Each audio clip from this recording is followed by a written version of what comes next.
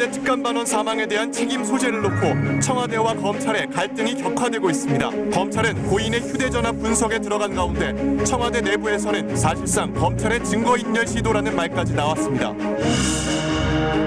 선거법에 이어 검찰 개혁 법안들도 오늘 국회 본회의에 부의됐습니다. 여야 대치정국에 한국당이 원내 지도부 교체를 결정해 남은 정기국회에 변수가 될지 주목됩니다. 김정은 위원장이 중대 결심이 필요할 때 찾는다는 백두산 삼지연을 또 방문했습니다. 북한은 미국의 결심을 압박하는 담화도 내놨는데 트럼프 대통령은 비핵화 합의를 촉구하며 필요하다면 무력 사용도 가능하다고 밝혔습니다. 잠시 뒤 미국 워싱턴에서 한미 방위비 분담금 4차 협상이 시작됩니다. 이를 앞두고 트럼프 대통령은 수십억 달러 증액 협상이 벌어지고 있다며 한국이 공정하게 부담해야 한다고 또 압박했습니다. 4년 전 일본이 군함도 등을 유네스코 유산으로 올릴 때 약속한 한국인 강제노역 인정과 희생자 추모를 여전히 지키지 않고 있습니다. 일본이 어제 2차 보고서를 발표했는데 이번에도 이행 의지는 없어 보입니다.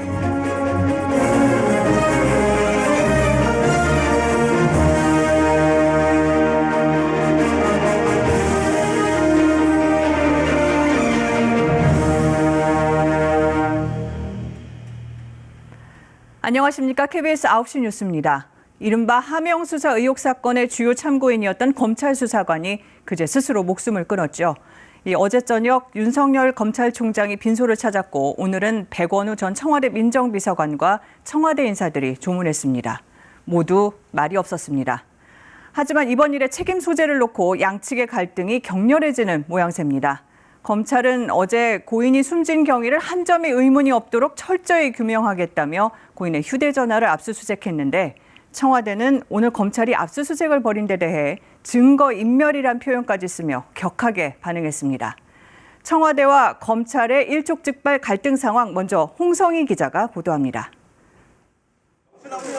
어제 숨진 수사관의 빈소를 찾은 윤석열 검찰총장. 장학 수사를 한다는 의혹 제기가 있었습니다. 어떻게 생각하십니까? 아무런 답이 없었습니다. 오늘은 빈소에 백원우 전 민정비서관이 찾았습니다. 유족들은 오열했는데 임기원 첩보보고서 작성 지시하셨습니까? 백 전 비서관 역시 묵묵부답이었습니다. 검찰과 청와대 양측이 잇따라 빈소를 찾아 유족들을 위로하는 모습이었는데 고인의 사망 경위를 철저히 규명하겠다는 어제 검찰 발표에 대한 답은 현직 청와대 비서관 입에서 나왔습니다. 이러한 극단적인 선택을 하게 되었는지 그 과정들이 낱낱이 밝혀지고 고인의 명예가 회복되기를 간절히 바라겠습니다. 양측의 갈등은 어제 압수수색을 두고 폭발했습니다. 복수의 청와대 관계자들은 검찰이 숨진 수사관의 휴대전화와 유서를 압수한 건 사실상 증거인멸 시도라고 말했습니다. 수사관이 별건 수사로 숨졌을 가능성이 있는데 이를 감추려 한다는 겁니다. 공개 경고도 이어졌습니다. 사실과 다른 고인의 유서 내용이 언론에 흘러나와 책임을 청와대로 몰고 있다는 겁니다.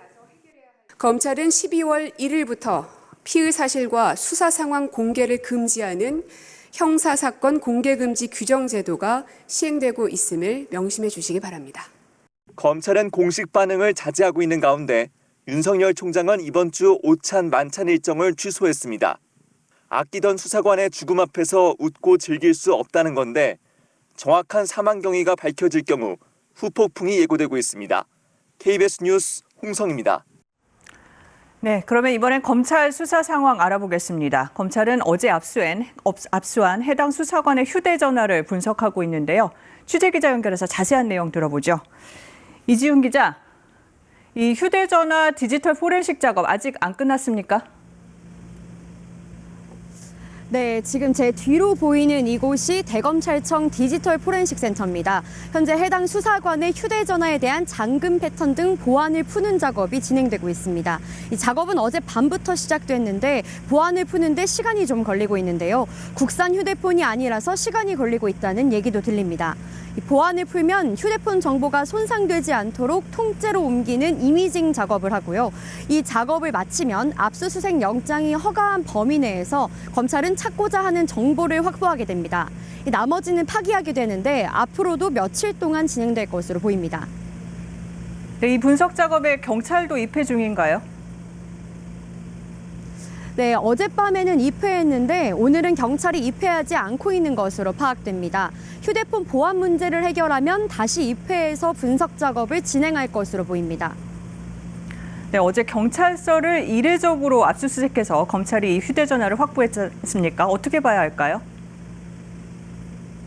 네, 어제 검찰이 제시한 압수수색 영장에는 직권남용 혐의가 적시된 것으로 알려졌습니다. 즉 수사관의 휴대전화가 청와대 민정비서관실 관련 의혹을 입증할 수 있는 증거 자료라고 봤다는 건데요. 고인이 백원우 전 민정비서관 산하 특감반원으로 활동했던 만큼 현재 중앙지검에서 수사하고 있는 백원우 첩보 문건 수사에서 시급하게 확보해야 할 증거라고 검찰이 보고 있다는 뜻이 되겠습니다. 이 고인이 된 수사관의 사망 경위에 어떤 외부적 요인은 있었는지를 가려줄 정보가 휴대전화에서 나올 수도 있습니다. 만약 그런 게 나온다면 해당 정보는 사망 사건을 수사 중이던 경찰이 다시 압수수색 영장을 통해 확보하는 방안도 검토될 수 있습니다. 네, 오늘 청와대에서는 이 피의 사실 공표 문제를 다시 거론했고 이 검찰 수사 방식에 불만을 표하고 있는데 이 검찰은 오늘 별다른 입장 내놓은 게 없죠. 네, 어제 사망 경위를 철저히 규명하겠다 이런 입장만 내놓은 채 검찰은 오늘 어떤 공식적인 입장도 내놓지 않고 있습니다. 수사관의 갑작스러운 사망으로 예상치 못한 영향이 있는 만큼 일단은 휴대전화 포렌식 작업에 집중하는 분위기입니다. 그만큼 휴대전화에서 나오는 정보가 시급하고 중요하다는 해석도 가능하겠죠. 특히 고인이 청와대 인사로부터 유재수 전 부산시 경제부시장의 수사 상황을 알려달라는 압력성 전화를 받았다. 또 검찰이 별건 수사로 압박했다. 이런 각종 의혹들이 제기된 만큼 휴대전화 기록을 통해 이를 규명하겠다는 입장으로 보입니다. 네, 대검찰청에서 이지윤 기자가 전해드렸습니다. 네, 이런 검찰 수사를 둘러싸고 정치권도 공방이 뜨겁습니다. 어제 별 입장 밝히지 않았던 민주당은 검찰의 강압 수사가 의심된다면서 특별 감찰이 필요하다고 주장했습니다. 반면에 한국당은 검찰 죽이기라면서 이른바 하명 수사 의혹 등을 규명할 국정조사 요구서를 국회에 제출했습니다. 은준수 기자입니다. 어제까지 공식 입장이 없었던 민주당, 오늘은 포문을 열었습니다. 상대는 검찰이었습니다. 별건 수사 등 강압 수사는 없었는지 특별 감찰을 해야 한다고 했습니다. 검찰 수사팀에 강압 수사가 있었는지 즉각 특별 감찰을 실시해 규명할 것도 법무부에 강력히 촉구합니다. 공수처 설치 등 검찰 개혁을 방해하려는 것 아닌지 의도를 의심하기도 했습니다. 특히 패스트트랙 충돌 이후 석 달이 지났는데도 왜 한국당 수사는 속도가 나지 않냐고 했습니다. 검찰이 정치적 상황과 이해관계에 좌우되고 있다는 의심을 받고 있는 상황입니다. 한국당은 검찰 죽이기라고 맞섰습니다. 검찰이 사망 경위 수사에 본격적으로 나서자 청와대가 도둑이 재발절인 듯 난리입니다. 공수처가 설치되면 대통령이 별동대가 돼 이번 사건 같은 경우 수사가 제대로 이뤄지지 않을 것이라고 주장했습니다. 국정조사 추진하라! 그러면서 이른바 3대 의혹에 대해서 국정조사 요구서도 제출했습니다. 청와대의 습관적인 거짓말을 밝히기 위해서도 국정조사는 반드시 필요합니다. 또 이번 정국에서 국민의 저항이 어느 수준까지 갈지 가늠하기 어렵다며 문재인 대통령의 해명을 촉구했습니다. KBS 뉴스 은준수입니다. 네, 여야 갈등 이뿐 아니죠. 이 패스트트랙에 오른 검찰 개혁안이 오늘 국회 본회의에 부의됐습니다. 신속 처리 안건으로 지정된 지 217일 만입니다. 이제 선거법과 함께 패스트트랙 법안 모두 마지막 관문 앞에 섰는데요. 정치권 대립 더 날카로워지고 있습니다. 장혁진 기자입니다. 오늘 본회의로 넘어온 검찰개혁 법안, 공수처 설치법과 검경수사권 조정안입니다. 지난달 27일 부의된 선거법 개정안과 함께 표결 처리만 남았습니다. 민주당은 한국당에 최후 통첩을 날렸습니다. 이제 실행만 남았습니다. 오늘 저녁까지 대답을 기다리겠습니다. 민생법안 처리하는 원포인트 본회의, 패스트트랙 법안 협상, 모든 전제는 필리버스터 철회입니다. 필리버스터 안건은 다음 회기에 표결해야 한다는 법에 따라 임시회를 짧게 여러 번 열어 법안을 하나씩 처리하는 방안도 고심 중인데 이르면 6일 본회의 개회도 검토 중입니다. 한국당은 본회의장 앞으로 달려갔습니다. 본회의 개의하라! 민생 법안 처리 오히려 민주당이 막고 있다며 5개 법안에 필리버스터를 보장하라고 했습니다. 패스트트랙 법안은 모두 불법 부의라면서 무제한 토론으로 결사저지 방침도 굳혔습니다. 불법을 이어가는 이들이 합법적 필리버스터를 인정하지 않는 것입니다. 팽팽한 대치 속에 중재안도 나왔지만 한국당은 준연동형 비례대표제를 받고 민주당은 공수처의 기소권에 제한을 두는 선에서 대타협할 것을 양당에 제안합니다. 야3당 대표들은 선거법 즉각 처리를 촉구하면서 전우는 더 고조되고 있습니다. 한국당을 뺀 협의체는 내일부터 본격 가동됩니다. 일주일 남은 정기국회, 여야 충돌은 초읽기에 들어갔습니다. KBS 뉴스 장혁진입니다. 네, 이렇게 여야의 갈등이 최고조로 치닫고 있는 가운데 오늘 한국당이 나경원 원내대표를 교체하기로 했습니다. 사실상 경질로 해석되는데 단식하고 돌아온 황교안 대표의 결정입니다. 이 결정이 뭘 의미하는지 또 강대강 여야 대치 전국에 어떤 변수가 될지 송락규 기자가 보도합니다. 나경원 원내대표의 임기는 이달 10일까지입니다. 새 원내대표를 뽑자 총선을 앞두고 어떻게 바꾸냐 논란이었습니다. 나경원 원내대표는 의원들에게 재신임을 묻겠다고 했습니다. 내일 의원총회를 열어서 의원님들께 제 재신임 여부에 대해서 묻겠다는 말씀을 드리겠습니다. 이 발언 뒤 긴급 최고위원회의가 열렸는데 이 자리에서 만장일치로 이런 결론이 나왔습니다. 나경원 원내대표 및 정책위 의장의 임기는 연장하지 않기로 이번 최고위원회에서 의결을 했습니다. 누구 결정이냐고 거듭 물었는데 최고위원회의 의결 사항입니다. 어제 당직을 개편한 황교안 대표의 결정이란 게 중론입니다. 변화와 개혁을 가로막으려는 세력들을 이겨내겠습니다. 필요하다면 읍참마속하겠습니다.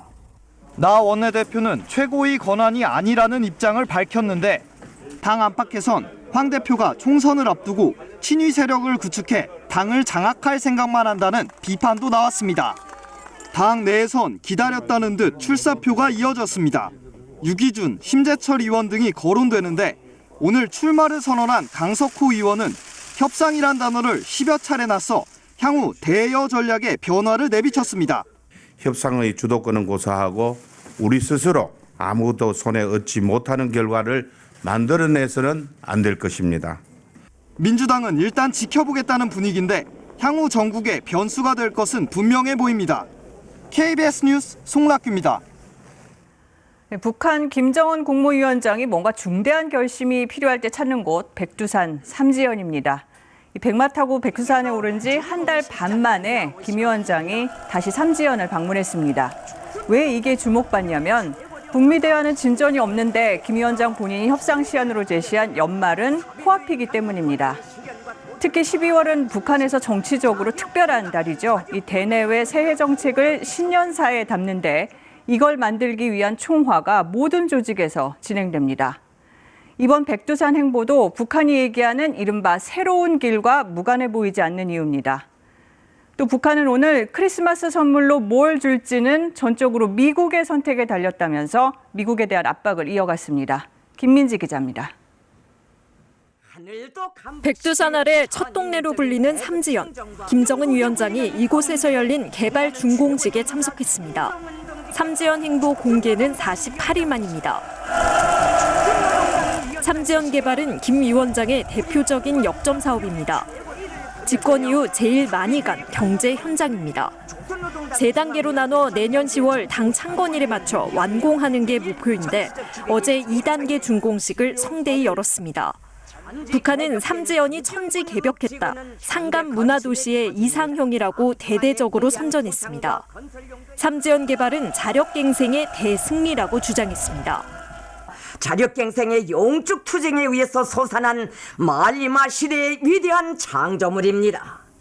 실현과 도전을 과감히 짚부수고 자력 부강의 길로 전진하자고 주장했는데 그 본보기로 삼지연을 제시한 겁니다. 미국의 태도 변화가 없다면 자력갱생의 길을 걷겠다는 의지를 대내외에 과시한 것으로 풀이됩니다.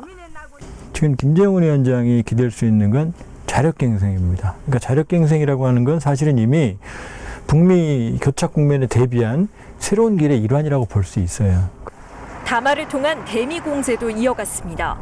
지금까지 최대 인내를 발휘해 선제적으로 취한 중대 조치들을 깨지 않기 위해 노력했다며 크리스마스 선물로 무엇을 줄지는 전적으로 미국의 결심에 달렸다고 주장했습니다.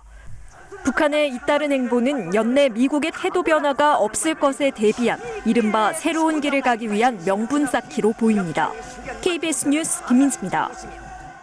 네, 북한처럼 미국도 시간이 없다고 생각하는 걸까요? 트럼프 미국 대통령이 북한의 비핵화 합의 진전을 촉구하면서 또 북한 문제와 관련해 군사력을 쓸 수도 있다고 말했습니다. 연말이 가까워올수록 북미 간 기싸움은 더 치열해지는 형국입니다. 워싱턴 금철영 특파원입니다. 트럼프 대통령의 북한 관련 발언은 김정은 위원장과 좋은 관계를 갖고 있다는 취지의 언급을 하는 과정에서 나왔습니다. 전임자인 오바마 대통령이 여전히 백악관에 있었다면 미국은 북한과 전쟁을 벌였을 수도 있었다는 발언을 하던 와중에서입니다. President Obama said it's the number one problem and it would have been war. You'd be in a war right now if it weren't for me. 싱가포르와 하노이 회담 등 북한과의 2차례 정상회담, 그리고 판문점에서의 또 한 차례 만남 등 군사 대신 외교가 작동하도록 했다는 자신의 지적을 강조한 것입니다. 하지만 필요하다면 군사력을 동원할 수도 있다는 언급도 내놨습니다. Now we have the most powerful military we've ever had and we're by far the most powerful country in the world and hopefully we don't have to use it. But if we do, we'll use it. 지난해 싱가포르 회담 전후로 언급하지 않던 대북 무력 사용 얘기가 다시 등장한 겁니다. 트럼프 대통령은 또 김 위원장을 로켓맨으로 언급했습니다. 한반도 위기가 고조되던 지난 2017년 이후 다시 등장한 겁니다. Like sending rockets up, doesn't he? That's why I call him Rocket Man. 한미 연합 군사훈련까지 연기한 상황에서 트럼프 대통령의 무력 사용 가능성 언급이 북한을 자극하기 위한 것으로 보이진 않습니다. 다만 자신의 지적으로 언급해온 외교 복원과 비핵화 협상 추진이 어렵다는 인식을 보여준 것이어서 향후 북미 협상 재개에 어떤 영향을 미칠지 주목됩니다. 워싱턴에서 KBS 뉴스 김철영입니다.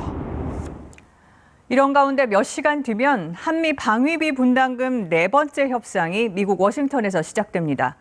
그런데 트럼프 대통령이 한국과 협상에 방위비를 5억 달러 올렸다고 자랑하면서 지금 수십억 달러 증액 협상이 벌어지고 있다고 소개했습니다. 이 대북 군사력을 언급하더니 또 방위비 협상을 얘기한 겁니다. 차원이 다른 압박일까요? 워싱턴 연결해서 자세히 알아보겠습니다. 김은규 특파원, 북한에 대해서 무력도 쓸 수 있다는 취지의 보도 앞서 있었지만 트럼프 대통령이 바로 이어서 이 한국과 방위비 협상을 얘기했거든요. 의도된 공세라고 봐야 할까요? 의도된 발언이라고 딱 잘라 말하기는 어려워 보입니다. 북한 질문 나왔고 그 이야기하다 갑자기 한국 방위비 분담금 이야기로 이어졌습니다. 올해 방위비 분담금 5억 달러 더 받아냈다고 자랑했습니다. 지금 한국과 빌리언즈 달러, 그러니까 수십억 달러 협상하고 있다고 했습니다. 한국이 공정하게 부담해야 한다고 했습니다. 트럼프 대통령 잠시 전 발언 들어보시죠. Now we're negotiating for them to pay more because the United States is paying a lot of money to protect South Korea. And we think it's fair that they pay up and pay more. We have a very good relationship, but we think it's fair that they pay more. 네, 또 일본 얘기까지 했다면서요. 트럼프 대통령은 아베 총리와 친하다면서 일본에도 안보에 대한 부담을 더해야 한다고 말한 사실을 전했습니다. 일본과 방위비 분담 이야기도 잘 될 것이라고 했습니다. 북한에 대한 군사적 사용 가능 반언에 이어서 한국과 일본에 대한 방위비 언급 연결하지 않을 수 없어 보입니다. 네, 대북 군사력 사용 또 이어서 한국과 일본에 대한 방위비 언급 이 두 가지 연결짓지 않을 수 없어 보이는데 어떻습니까? 이야기가 또 이렇게 흘러갈 수도 있구나라는 생각도 듭니다. 비록 가능성이지만 미국 대통령이 북한에 대한 무력 사용 가능성을 이야기하고 바로 한국과 일본 방위비 이야기를 꺼냈습니다. 공정한 부담이라고 하지만 듣기에 따라 공포를 전제한 방위비 증액 요구로도 들릴 수 있습니다. 네, 이런 분위기에서 곧 있으면 한미 방위비 분담금 이 4차 협상 시작됩니다. 미국의 공세 더 거세지겠죠?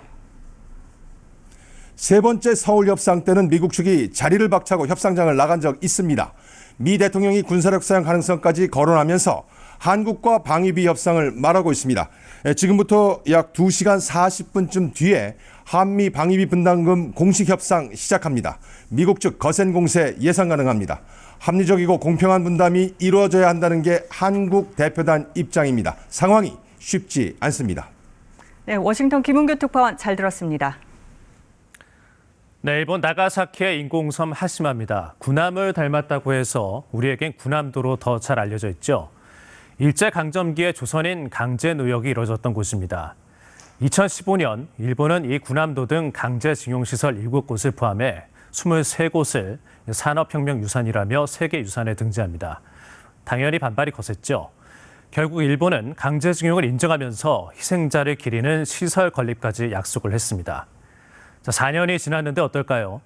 어제 일본이 보고서를 냈는데 약속 이행은커녕 앞으로도 지킬 계획이 없다는 내용이 담겨 있었습니다. 류란 기자입니다. 일본이 군함도의 세계유산 등재를 추진한 2015년. 미국 하원 의원들까지 나서서 일본은 전쟁 포로를 노예 노동자로 부린 역사를 공식 인정해야 한다며 등재를 반대했습니다. 그러자 세계유산위원회는 시설 전체의 역사를 알릴 수 있는 방안을 마련하라고 공고했고 이 문구를 등재 결정문 주석으로 달았습니다.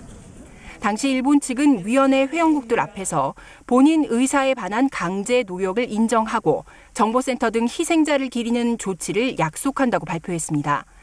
하지만 2년 뒤인 2017년 제출한 첫 이행 보고서는 약속과 달랐습니다. 강제 노역 대신 일본 산업을 지원했다는 표현을 썼습니다. 정보센터도 군함도에서 1000km 떨어진 도쿄에 그것도 일반인 대상이 아니라 전문가 연구시설인 싱크탱크 형태로 짓겠다고 밝힌 겁니다. 이에 세계유산위원회는 지난해 6월 일본이 2015년 약속한 내용을 충실히 이행하고 당사국과 대화하라고 결정했습니다. 이에 따라 일본이 어제 2차 보고서를 냈는데 달라진 건 없습니다. 일본은 애초에 징용 문제에 관한 요구는 받은 적이 없다고 주장했습니다. 日本側から謝罪をしたという事実はありません。日韓それぞれの報道に若干の食い違いがある部分というのはあると、そのように理解をしております。 우리 정부는 강한 유감을 표명하고 일본의 약속을 성실히 이행하라고 촉구했습니다. 하지만 일본의 약속 이행을 강제할 방법이 없고 세계유산 등재 취소도 어려운 게 현실입니다. 지금까지 세계유산 등재 후 취소된 사례는 2건이 있지만 보존 부실이 취소 이유였습니다. KBS 뉴스 류란입니다. 문재인 정부 들어 전국의 민간 소유 땅값이 2,000조 원 이상 올랐다고 경실련이 주장했습니다. 물론 정부 통계와는 차이가 있지만 집값 땅값 거품을 없애기 위해서 강력한 투기 근절책이 필요하다는 지적이 나오고 있습니다. 노태영 기자입니다. 3기 신도시로 지정돼 토지 보상을 앞둔 곳입니다. 이곳을 포함해 보상에는 최소 30조 원 넘는 돈이 풀릴 것으로 추정됩니다. 여기서 나온 돈은 다시 부동산 시장으로 들어가 땅값에 영향을 줄 수 있습니다. 국토연구원은 3기 신도시 토지 보상금이 풀리면 전국과 수도권 땅값 모두 0.5% 이상 오르는 것으로 추산했습니다. 땅값은 그동안도 꾸준히 올라왔습니다. 정부 통계로 쓰이는 한국감정원 조사를 보면 2008년 이후 전국 땅값은 10년째 상승 곡선을 이어가고 있습니다. 하지만 경실련은 이마저도 현실을 제대로 반영하지 못하고 있다고 비판했습니다. 지난해 말 기준 국토교통부가 발표한 전국 민간 토지 공시지가는 4,080조 원. 하지만 경실련은 이 수치가 시세의 43%밖에 반영하지 못했고 실제로는 9,489조 원이나 된다고 주장합니다. 그러면서 최근 20년 동안 땅값이 7,000조 원 넘게 상승했고 특히 문재인 정부 2년간 2,000조 원 넘게 올라 역대 정부 중 최고라고 지적했습니다. 문재인 정부 2년 동안 발생한 불로소득 2,000조 원은 같은 기간 국민 총 저축액의 7배, GDP 상승액의 13배, 임금 상승액의 33배나 된다. 경실련은 정부의 무분별한 투기 조장책이 원인이라며 지금이라도 강력한 투기 억제책을 발표하라고 촉구했습니다. 동시에 가격 폭등 책임 등을 물어 부동산 관련 관료와 심사위원들을 검찰에 고발하겠다고 밝혔습니다. KBS 뉴스 노태영입니다. 더불어민주당의 전통적 지지 기반인 호남에서 총선을 앞두고 일부 지지자들이 불법적으로 당원을 모집한 정황이 KBS 취재 결과 확인됐습니다. 이 당원 모집에는 고위 공무원뿐 아니라 광주시 산하기관 임원 등도 포함된 것으로 보입니다. 박지성 기자의 단독 보도입니다. 광주광역시의 민간공원 특례 사업 비리 의혹을 수사하던 광주지검은 지난 9월 광주도시공사를 압수수색했습니다. 이 과정에서 뜻밖에도 100명 안팎의 더불어민주당 입당 원서가 한 임원의 방에서 발견됐습니다. 이 임원의 통화 내역 조사 과정에서 정종재 광주시 행정부 시장의 총선 출마를 돕기 위한 것이 아니냐는 의혹이 불거졌고 이후 정 부시장은 지난 10월 불출마를 선언했습니다. KBS의 취재 결과 정 부시장의 출마가 유력했던 광주시 남구에 주소를 둔 7,700여 명의 민주당 당원들의 리스트가 확인됐습니다. 엑셀 파일 형식의 명단에는 모집책에 해당하는 1, 2차 추천인 명단도 담겨 있어 피라미드식으로 당원 모집이 이루어졌음을 짐작해 합니다. 1차 모집책 1번에 표기된 JJ는 정 부시장의 영문 약자로 추정됩니다. 100여 명에 달하는 이른바 1차 모집책 가운데 고위 공무원들과 광주시 산하기관 임원 등도 포함되어 있습니다. KBS가 접촉한 몇몇 고위직 공무원들은 부인 등 다른 사람이 한 일이라고 주장했지만 광주시 산하기관에서는 당원 모집을 시인한 간부도 나왔습니다. 민주당 당원 권리당원으로 좀 해주라 그랬어요. 나는 이제 그런 건 생각 안 하고 그냥 당원만 좀 많았으면 좋겠다 그 생각을 했어요. 정 부시장은 공무원을 동원한 당원 모집에 대한 반론 요청에 수사 중인 사안이라 답변하는 것이 적절치 않다고 문자 메시지를 통해 밝혔습니다. 검찰 역시 이 리스트를 확보하고 명단에 있는 광주시 공무원들을 불러 조사하고 있습니다. KBS 뉴스 박지성입니다. 집단 성폭행과 불법 촬영 등의 혐의로 1심에서 징역 6년을 선고받은 가수 정준영 씨. KBS가 더 정확한 범행 사실을 확인하기 위해서 67쪽짜리 판결문을 입수해 살펴봤습니다. 정 씨는 하루에 많게는 3차례 불법 촬영과 유포를 반복한 것으로 드러났습니다. 김채린 기자입니다. 가수 정준영 씨의 불법 촬영 의혹은 2016년 9월 처음 제기됐습니다. 당시 정 씨는 사귀던 여자친구와 합의하에 영상을 찍었고 고소도 취하됐다고 선을 그었습니다. 사죄 말씀드리겠습니다. 죄송합니다. 불법 촬영 의혹은 해프닝으로 끝나는 듯했습니다. 그러나 3년 뒤 정 씨에 대한 수사와 재판에서 묻힐 뻔했던 불법 촬영 사실이 드러났습니다. 알려지지 않았던 부분이 훨씬 많았습니다. 정 씨는 2015년 12월부터 이듬해 6월까지 모두 9차례 여성들을 불법 촬영했습니다. 자신의 집과 유흥주점, 비행기 안, 외국의 호텔 등 장소를 가리지 않았습니다. 촬영물은 14차례에 걸쳐 카카오톡 대화방 8곳에 유포됐습니다.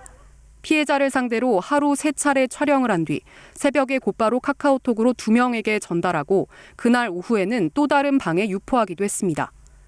가수 승리와 최종훈, 용준형, 이종현 등 모두 14명이 적어도 한 번 이상씩 촬영물을 받아봤습니다. 이마저도 검찰이 기소한 사건에 한정된 내용일 뿐 정 씨 등이 만들어낸 불법 촬영물의 전부가 아닐 수 있습니다. 재판부는 판결문에서 사진과 영상이 유포된 것을 알게 된 피해자들이 느꼈을 고통의 정도는 짐작하기조차 어려울 만큼 극심할 것으로 보인다고 지적했습니다. 정 씨는 불법 촬영 유포 혐의를 1심 법정에서 모두 인정하고 고개를 숙였습니다.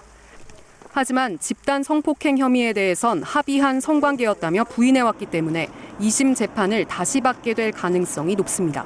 KBS 뉴스 김채린입니다. 갑질을 한 검사 또 성추행한 판사들의 징계를 받고 그만둔 이후에 다시 변호사로 활동하면 어떤 생각이 드십니까? 이 변호사 등록 거부 사유가 제한적으로 규정되어 있는 변호사법 때문인데요. 백인성 기자가 이 문제점을 취재했습니다. 2016년 한 검사가 서울 남부지검에서 스스로 목숨을 끊었습니다. 부장검사의 갑질과 폭행이 원인으로 지목됐고 부장검사는 해임됐습니다. 그 후로 3년이 지나 해당 부장검사는 변호사로 변신해 지난달부터 법조계의 한 축을 담당하게 됐습니다. 3년 전 회식 자리에서 후배 여검사를 성추행해 징계까지 받았던 검사. 지하철에서 스마트폰으로 여성 신체를 불법 촬영해 벌금까지 낸 판사. 올해 변호사 등록에 큰 문제가 없었습니다. 현행 변호사법의 변호사 등록 거부 사유는 징계로 파면되거나 징역형을 선고받는 등으로 한정돼 있습니다. 처음 등록 시 거부 사유에 해당돼도 2년에서 5년이 지나면 변호사 등록을 다시 신청할 수 있습니다. 신청 후 3개월이 지나면 자동으로 등록된 걸로 간주돼 변호사가 되는데 별 문제가 되지 않습니다.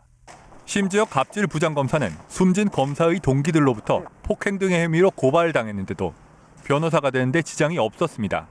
고발 사건이 재판으로 넘어가도 대법원의 유죄 확정 판결 때까지는 신분이 유지됩니다. 공직자들이 이제 변호사 등록 신청을 하고 3개월 이내에 그 변협이 그에 대해서 판단을 하지 않으면 이제 등록 간주가 됩니다. 지금 현행법상 이제 등록 거부 사유가 매우 제한적입니다. 문제 인물의 변호사 등록을 걸러내기 위해 결격 기간을 늘리는 내용의 변호사법 개정안도 발의됐지만 이번 국회에서 통과될진 미지수입니다. KBS 뉴스 백인통입니다.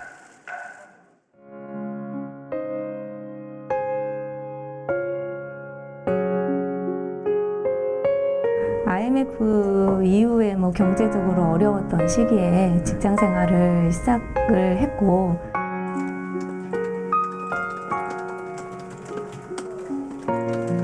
교육비로 지출이 좀 많이 되고 있고 그리고 주택자금을 금융지원 받은 부분도 있어서 원리금 상환도 있고요. 수입 대비 지출 금액이 워낙 커서 저축은 빠듯한 상황이기만 합니다.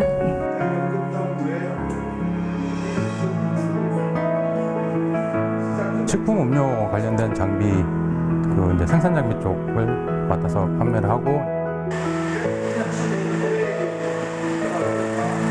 인원 감축에 관련된 그런 부분 때문에 구조조정이 생겼고 그러고 나올 수밖에 없는 그 돈을 벌어서 집에 갖다 주지 못하니까 저는 많이 이제 미안한 마음이 많이 크죠.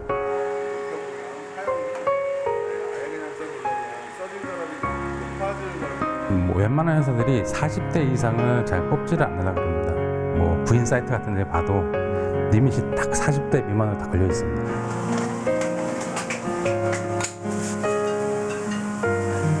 보험 대리점에서 제가 이제 취직해서 일을 시작했죠. 그 일을 한 8년 정도 했어요. 볶음밥을 먹는 날입니다. 건물 2층에 있습니다. 뛰어든다면 저는 개인적으로 말리고 싶은데 굳이 여기 뛰어들어가서 할 이유가 있을까 싶어요. 또 성공이 보장된 것도 아니고 40대 창업해서 무너지면은 정말 다시 일어서기 힘들거든요. 거의 치명타죠. 작은 금액일지라도 취업을 해서 하는 게 일을 해서 버는 게. 네, 어떠셨어요? 남 얘기 아니다 느끼신 분들 많죠? 우리 집 혹은 이웃에 있을 수 있는 평범한 40대의 모습입니다. 사회에선 허리이고 또 가정에선 집안의 버팀목이죠. 그만큼 중요한 위치에 있는데 고용시장에서 40대는 가장 먼저 밀려나는 퇴출 1순위가 되고 있습니다. 사실 지금 40대는 20대 땐 외환위기로 취업 한파를 겪었던 불운한 세대이기도 하죠. 40이 넘으니 가계비제, 자식과 부모 부양으로 짐이 무겁습니다. 불혹이 아니라 곤혹스럽다는 우리 40대의 삶, 박예원 기자가 정리했습니다. 신생아부터 최고령자까지 한 줄로 쭉 세워놨을 때 한가운데 있는 나이, 바로 43살입니다. 40대죠. 1969년부터 70년대에 걸쳐 태어난 40대. 40대를 인구수로 따져보면 전체의 16%, 말 그대로 우리 사회의 허리입니다. 허리면 튼튼해야겠죠. 그런데 대학 졸업 시기에 IMF 외환위기가 터집니다. 취업문이 닫힌 거나 다름없어서 일자리도 간신히 구했죠. 고속성장의 혜택을 본 베이비붐 세대와는 많이 달랐습니다. 어렵게 일자리를 얻은 40대, 지금은 가장 먼저 일자리를 잃고 있습니다. 고용률도 유독 40대만 이렇게 21개월째 줄고 있는데요. 취업자 수로 봐도 최근 2년 동안 40대만 29만 명 넘게 감소해 다른 세대와는 한눈에 비교가 됩니다. 40대의 주요 일자리이자 우리 산업 주력 업종인 제조업이나 도소매업 경기가 위축된 영향을 그대로 받고 있는 거죠. 물론 다른 연령대에게도 실직이나 소득 감소는 큰 어려움이겠죠. 다만 40대는 부모를 모시거나 자녀를 기르느라 전 연령대에서 가장 많은 돈을 쓰고 내 집 마련하느라 대출받은 경우도 많아서 실직으로 인한 충격은 더 큽니다. 그럼 새 일자리라도 얼른 얻어야 할 텐데 쉽지 않습니다.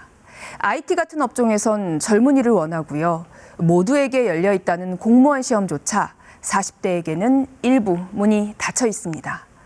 결국 갈 곳은 자영업밖에 없는데 사업 소득이 16년 만에 가장 많이 줄 만큼 자영업도 그야말로 정글이죠. 우리 사회의 허리인 40대의 현실이 이렇습니다. KBS 뉴스 박예원입니다. 네, 40대에겐 재취업의 벽도 높습니다. 청년은 청년대로 또 노인은 노인대로 일자리 지원이나 교육이 있는데 40대에겐 이마저도 없습니다. 청년과 노인 사이에 낀 세대, 이 40대들이 다시 일할 수 있으려면 뭐가 필요할까요? 오수호 기자가 취재했습니다. 직업학교에서 자동차 정비 기술을 배우는 45살 이근호 씨. 20여 년을 다닌 금속 공장을 그만두고 다른 일을 찾는 건 막막했습니다. 정부가 교육비 일부를 지원하는 내일 배움 카드를 신청했지만 발급받는 것조차 힘겨웠습니다. 4주 동안 계속 왔다 갔다 하면서 서류를 제출하고 10명 중에서 한 2~3명 정도만 카드를 발급받아요. 취업 성공 패키지 등 다른 지원 사업도 경쟁이 치열합니다. 모든 연령대가 대상이기 때문입니다. 청년에겐 구직활동 자금, 내일체험공제 등 맞춤형 지원이 있습니다.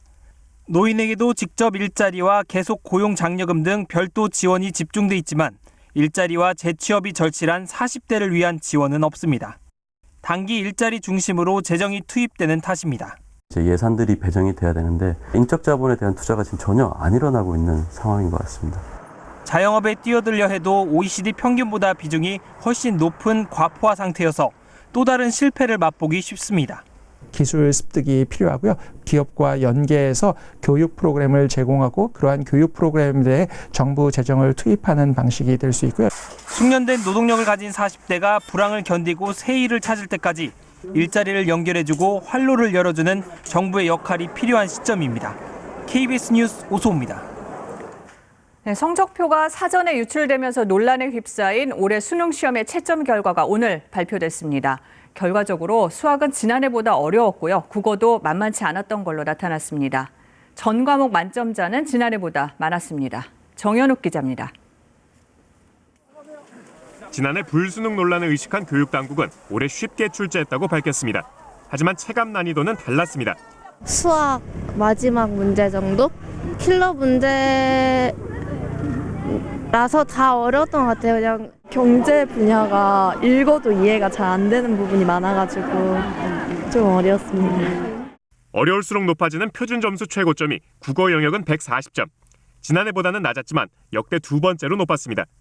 수학 영역은 가, 나형 모두 높았는데 특히 나형은 최근 10년 중 가장 높았습니다.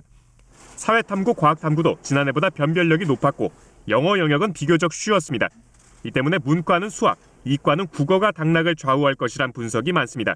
자연계열은 국어와 과탐, 특히나 과탐을 좀 주의 깊게 봐야 될 것 같고요. 인문계열 같은 경우는 수학, 나형과 사탐에 따라서 조금 지원 전략이라든가 여부를 좀 달리해야 될 걸로 보여집니다. 전 과목 만점자는 모두 15명으로 지난해보다 6명 많았습니다. 올해 수능 응시자 수는 48만 4천여 명, 94년 수능이 시작된 이래 가장 적었습니다. 반면 결시율은 11.7%로 역대 가장 높았는데 올해 수시 모집에서 수능 최저학력 기준을 적용하지 않는 전형이 많았기 때문으로 보입니다. 교육당국은 이 같은 분석 결과를 발표하면서 수능 성적을 사전 조회한 수험생 300여 명에게는 불이익을 주지 않겠다는 방침을 밝혔습니다. 개인별 수능 성적표는 내일 오전 통지됩니다. KBS 뉴스 정은익입니다. 네, 이번 수능 4교시에서 답안 작성 실수나 이를 양심 고백한 수험생들이 0점 처리 위기에 몰렸다는 KBS 보도와 관련해 교육당국이 올해는 구제가 어렵다고 밝혔습니다. 한국교육과정평가원은 KBS가 보도한 서울과 경남 창원 사례는 모두 0점 처리될 것이라며 고의성 여부를 따져 내년 수능 응시 기회를 줄 것인지 정하겠다고 말했습니다. 교육당국은 단순 실수를 부정행위로 보는 현행 규정은 내년 상반기에 개정을 검토해 2022학년도에 적용할 계획이라고 밝혔습니다. 고 김영균 씨 사고 이후에도 산업재해가 끊이지 않는다는 소식 바로 어제 전해드렸죠. 이런 재해가 발생할 때마다 조사기구가 꾸려지고 개선 권고안도 나왔습니다. 이 권고안대로만 해도 산재를 줄일 수 있을 텐데 지켜진 건 거의 없었습니다. 변진석 기자입니다. 초대형 크레인 2대가 충돌하면서 조선소를 덮쳤습니다. 하청 노동자 6명이 숨졌습니다. 엄청 무거운 새가 떨어지면 쾅 소리가 나잖아요. 저도 살려고 발버둥 치면. 석 달 뒤 또 다른 조선소에서 폭발 사고로 4명이 숨졌습니다. 사고가 잇따르자 조사위원회가 꾸려졌습니다. 6개월 만에 나온 권고안. 다단계 하청하지 말고 안전관리를 강화하라고 했지만 무시됐습니다. 현장은 바뀐 게 하나도 없기 때문에 스스로가 야 여기서 우리 일하다가 불나면 다 죽겠구나 이런 농담 반 진담 반의 얘기를 하면서 김용균 씨가 숨진 뒤에도 역시 특별조사위가 출범했습니다. 원청발전소의 조직적 방해 끝에 나온 22개의 권고안. 하지만 2,950원짜리 기능성 마스크를 지급하라. 이 단순한 권고도 받아들이지 않았습니다. 대통령과 국무총리가 약속했던 특조위 권고만 이행한다 하더라도 발전소에 있는 노동자들은 더 이상 죽지 않을 것입니다. 과로사가 잇따른 집배원 인력 늘리고 간호사들의 직장 내 괴롭힘을 근절하라는 권고안도 모두 소용없었습니다. 이행을 하는 게 우리 책을 만든 목적인데 정말 휴지 조각이 낸다는 게 정말 마음이 아픕니다. 권고안이 제대로 지켜지는지 감시할 이행 점검 기구 설치. 현장의 공통된 목소리입니다. KBS 뉴스 변진석입니다. 네, 이렇게 사람이 목숨을 잃어도 권고안이 휴지 조각이 되는 사이 노동자들은 여전히 각종 위험에 고스란히 노출돼 있습니다.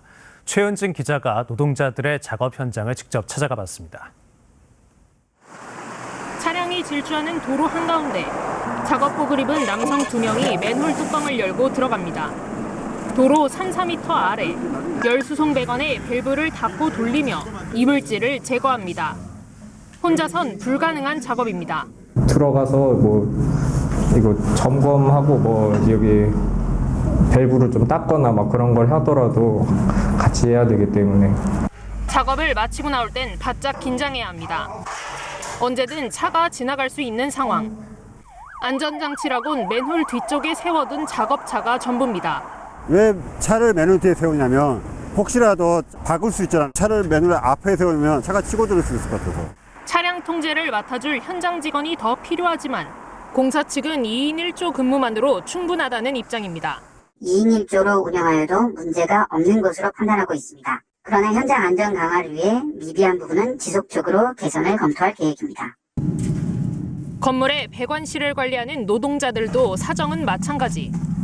허리를 구부리고 몸을 이리저리 비틀어도 한 사람 겨우 지나갈 수 있는 좁은 공간. 머리가 찢어진다든가 그런 사고는 자주 있어요. 기어서 들어가는 데가 굉장히 많거든요, 저희가요. 그런 데는 굉장히 위험하죠. 전화도 안 터지는 곳. 2인 1조 작업은 딴 세상 얘기입니다. 누가 구해줄 수도 없어요. 만약에 전화기가 신호가 안 잡히는 데는 사람이 들어갔는데 안 나오면 이제 저희들이 한번 들어가 봐야 되겠죠. 누구나 김용균인 작업 현장. 위험에 외주하는 현재 진행형입니다.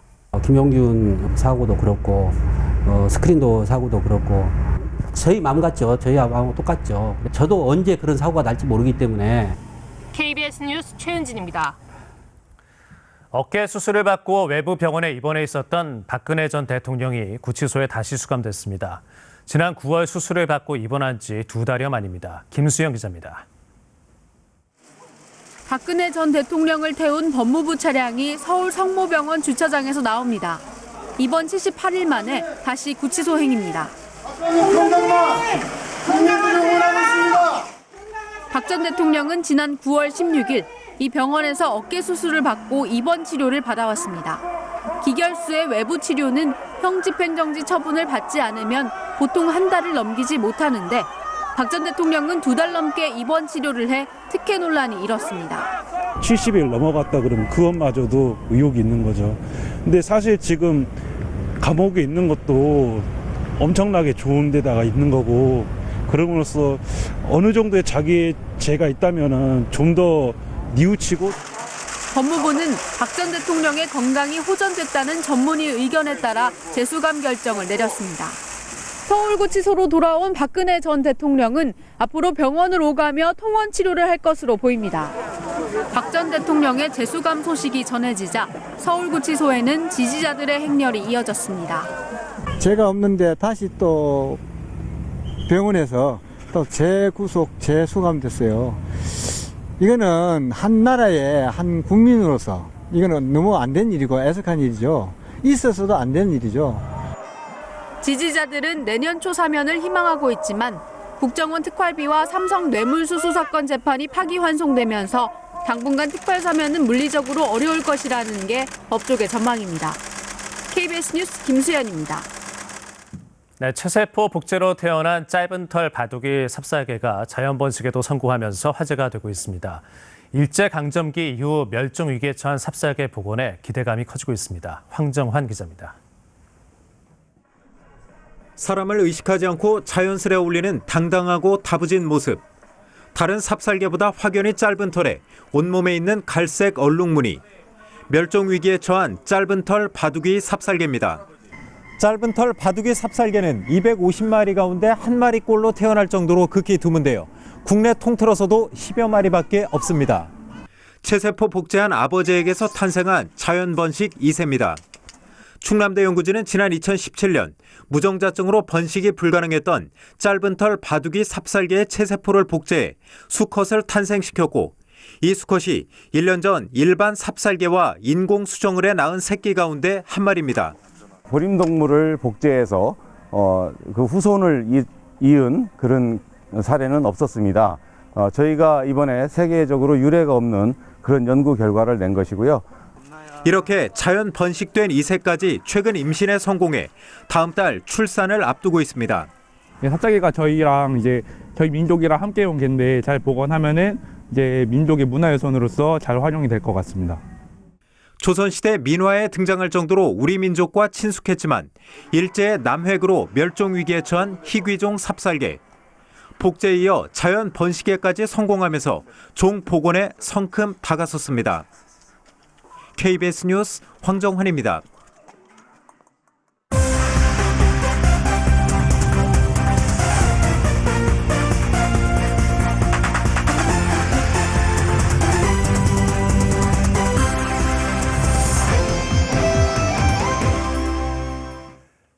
안녕하십니까. 스포츠 뉴스입니다. 메시가 세계 최고 권위의 발롱도르상을 6번째 수상하며 호날두를 제치고 역대 최다 수상자가 됐습니다. 손흥민은 역대 아시아 선수 가운데 가장 높은 22위에 올랐습니다. 첫 소식 이진석 기자입니다. is Mr. Lionel Messi.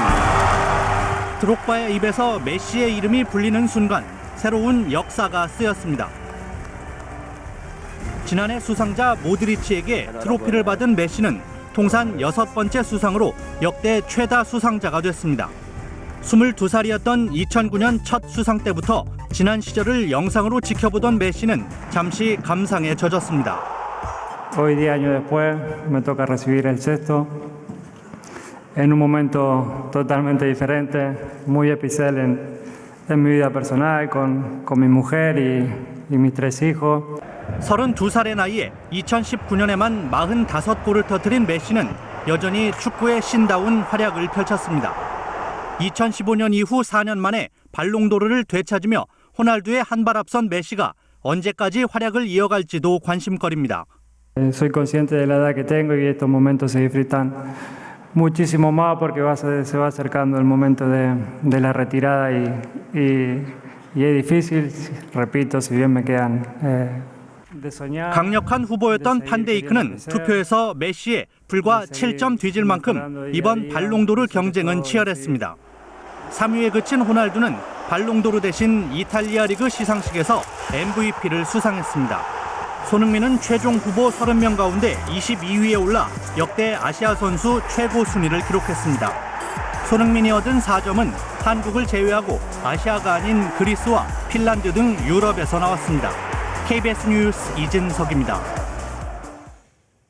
프로야구 삼성의 오승환이 내년 시즌 복귀를 앞두고 순조로운 재활을 이어가고 있습니다. 오승환은 하재훈과 고우석 등 후배들과의 경쟁에 자신감을 보였습니다. 강재용 기자입니다. 사과를 본 오승환의 반응. 쪼개라고요? 아니죠. 뭐라는 거예요?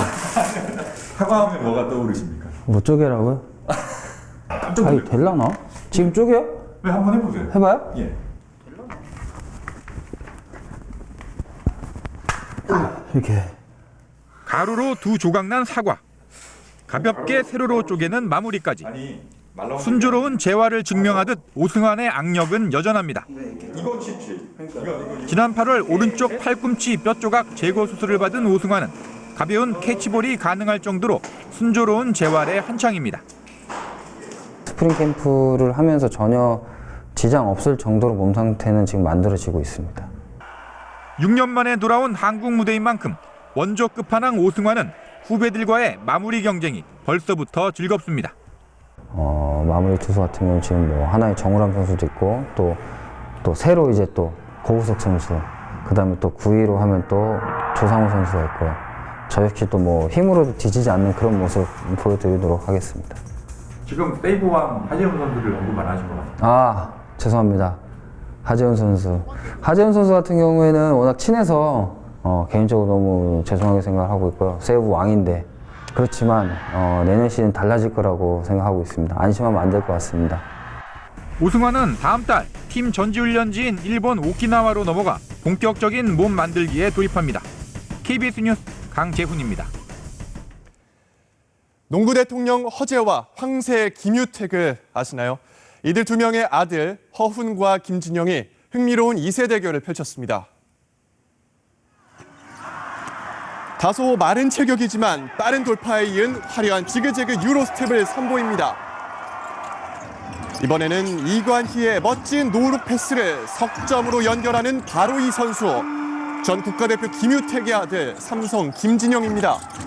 새내기라고 하기엔 믿기 힘든 기술을 구사하며 16점을 해결해 깜짝 데뷔전을 치렀습니다. 하지만 승부처에선 농구 대통령 허재의 아들 KT 허훈이 웃었습니다. 역전 석점포에 이어 자로잰 듯한 패스까지. 허훈의 활약을 앞세운 KT가 삼성을 이겨 신바람 나는 3연승을 달렸습니다. 3세트 막판 OK저축은행 조재성의 결정적인 후위 공격을 KB손해보험 김학민이 막아냅니다. 백전노장 김학민이 22점을 쏟아내며 꼴찌 KB손해보험의 길었던 12연패를 마침내 끊었습니다. 나경복과 황경민, 한성정, 이 프로배구 젊은 삼각편대가 주목받고 있습니다. 우리카드가 외국인 선수 공백에도 승승장구하는 이유입니다. 박선우 기자입니다. 나경복의 강서부에 수비가 흔들립니다. 나경복은 네트 한참 뒤에서 후위 공격에 성공하며 생애 첫 트리플 크라운을 달성했습니다. 기복이 심하다는 단점을 극복한 나경복은 공격 종합 4위, 서브 5위에 오르며 배구에 눈을 떴다는 평가를 받고 있습니다. 나경복이 수비에서도 한 건 했습니다. 놀지 않았어요. 준비하고 있었어요. 나경복은 대단한 선수네요. 신인왕 출신 황경민은 리시브 효율 1위, 시간차 2위로 수비력까지 갖춘 만능 선수로 성장하고 있습니다. 펠리페의 부상 공백을 메운 한성정까지 패기의 삼각편대에는 자신감이 엿보입니다. 아가메즈 부상 이후 5연패를 당하며 무너졌던 지난 시즌과 달리 펠리페 없이 5연승을 이끌며 2위까지 올라섰습니다. 아가메즈가 없으면 불안한 그게 있었는데 올해는 펠리페가 없더라도 더 잘할 수 있다는 자신감이 있고 저희끼리도 충분히 더 할 수 있다는 그런 믿음이 생긴 것 같아요. 경기장에 가장 많이 울려 퍼지는 장충 에이스 나경복의 응원가를 후배들이 즐겨 부르며 돈독한 사이를 자랑합니다. 날아올라 나경복 더 높게 빛나리 서울 우리 나경복 음원 차트 1위 도와주세요. 외국인 선수에 의존하지 않는 우리카드의 돌풍은 이제 창단 첫 6연승까지 바라보고 있습니다. KBS 뉴스 박선우입니다.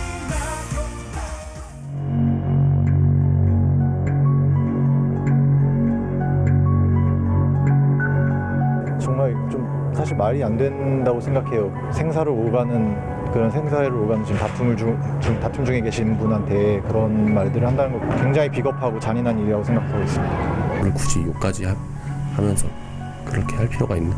쌓이고 쌓이다 보니까 이게 뭔가 마음속에서 이게 좀 스트레스나 약간 그런 게 좀 터져 나와가지고 좀 그러면 저는 언제든지 받고 할 자신이 있는데 가족들은 좀 많은 상처를 받더라고요. 가족들한테까지 이렇게 댓글을 다는 거는 조금 더 팬들 입장에서 한 번 더 생각해 주시고 조금 더 주의해 주셨으면. 보신 것처럼 스포츠계에 만연한 악성 댓글은 감독과 선수들에게 상상 이상의 고통을 줍니다. 악성 댓글로부터 선수와 감독을 보호하기 위해 진지한 고민이 필요한 시점입니다. 신수빈 기자가 전합니다. 지난달 한화 코치진들은 워크숍에서 악성 댓글 대처에 관한 심리 교육을 받았습니다. 선수뿐만 아니라 지도자들도 악성 댓글에 무방비로 노출돼 있어 심리 치료가 필요하다고 본 겁니다. 지속해서 자신을 비방하거나 조롱하는 글을 접하면 외상 후 스트레스 증상은 물론 경기력에도 영향을 미칠 수 있습니다. 어떤 불쾌함과 불안감 이런 것들이 뇌 안에서 굉장히 축적이 돼요. 그래서 악플 이렇게 반복적으로 노출이 되면 이런 실제 경기력에도 저하된다는 그런 사례를 저희가 확인할 수가 있습니다. 스포츠계 악성 댓글은 당사자뿐만 아니라 댓글을 공유하는 제3자, 특히 어린이와 청소년 팬들에게도 영향을 미쳐 피해가 심각합니다. 눈살을 찌푸리게 되죠. 특히나 학생들이 많이 보는 부분이 있는데 학생들이 보는 데 있어서 선수들은 악성 댓글도 관심의 표현이지만 과도한 표현은 자제해달라고 호소합니다. 그런 걸 조금만 자제해 주시면 저희가 또 안 하셔도 저희가 더 열심히 할 수 있도록 노력할 테니까 조금만 더 상황으로 좀 봐주시면 좋겠습니다. 스포츠 팬들의 관심을 먹고 살기에 선수나 감독 개인의 입장에서 악성 댓글에 적극 대처하기는 어렵습니다. 리그와 협회 그리고 각 구단 차원에서 감독과 선수를 보호할 공동의 대책을 고민해야 할 시점입니다. KBS 뉴스 신수빈입니다. 세계 최강 프랑스를 꺾는 돌풍을 일으켰던 여자 핸드볼 대표팀이 남미의 강호 브라질도 격파하며 세계선수권대회 결선 리그 진출 가능성을 높였습니다. 공중에서 패스를 받아 그대로 슛 한 개 들어갑니다. 신은주의 멋진 스카이슛. 후반엔 에이스 류윤희의 득점표가 남미 강호 브라질을 압도합니다. 신은주와 류윤희가 나란히 8골씩 터뜨리며 33대27 승리를 이끌었습니다. 죽음의 조로 불린 B조에서 2승 1무로 돌풍을 이어가고 있는 대표팀은 결선 리그 진출 가능성을 높였습니다.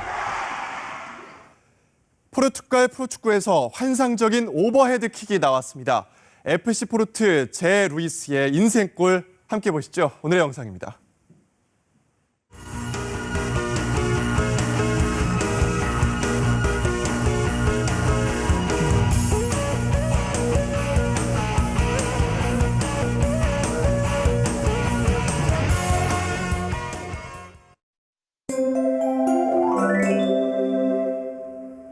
밤사이 눈비 소식이 이어지는 곳이 있겠습니다. 서울은 오늘 자정 무렵까지, 또 경기 남부와 충청 북부 지역은 내일 새벽까지 눈 또는 비가 이어지겠고, 강원 영서 남부 일부 지역과 경북 북부 내륙 지역도 내일 새벽 한때 눈 소식이 나와 있습니다.